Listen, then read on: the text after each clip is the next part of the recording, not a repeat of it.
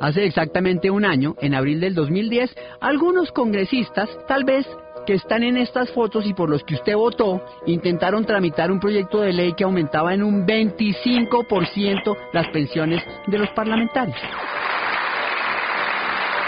Palabras más, palabras menos, y puesto en términos de bolsillo, a cada uno le aumentaban la pensión en 5,5 millones de pesos más de lo que ya tenían.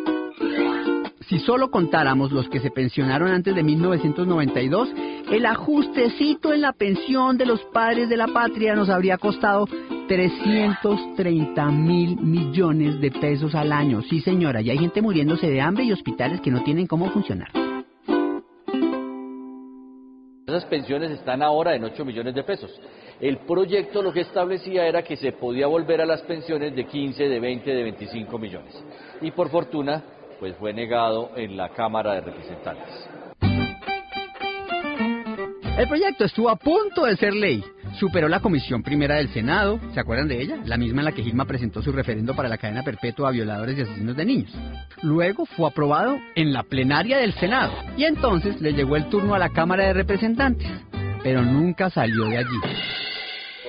Uno de los principales opositores a este proyecto fue el representante a la Cámara, Germán Barón Cotrino, que se pilló la movida y atajó el gol. No sé, yo pensaría que este es un personaje correcto. Sin embargo, cuando se cayó la ley, Barón hizo una advertencia. Los congresistas y excongresistas que estaban impulsando este conveniente ajuste pensional podrían buscar hacerlo por otros medios jurídicos, mañosos. Muy bien, hace 3 semanas volvió a encenderse la polémica alrededor de las pensiones a los congresistas. Aunque este nuevo caso no es el que estaba combatiendo Germán Barón hace un año, su advertencia parece casi profética.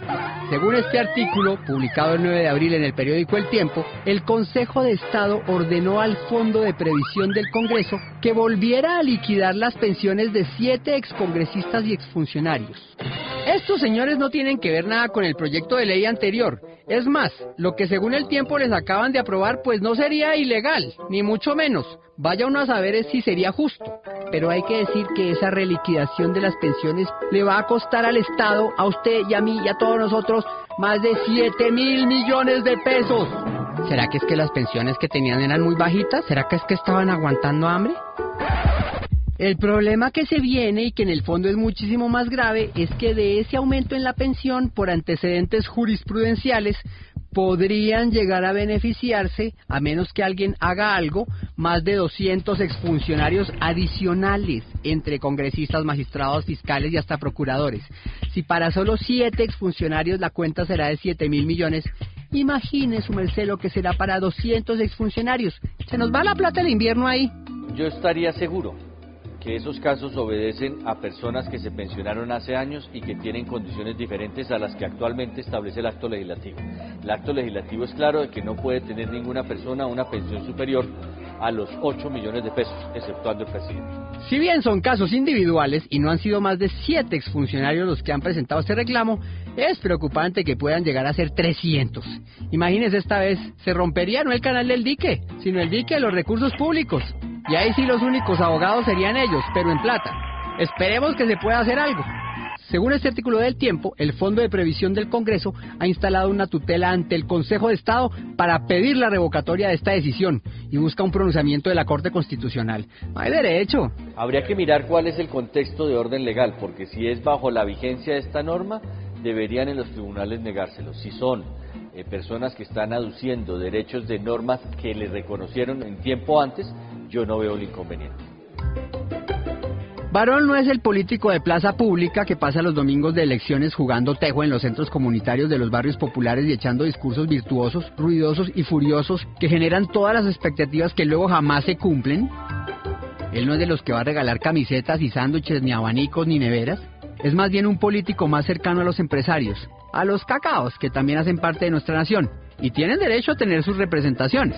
Creo que el sector privado es el sector que produce el empleo.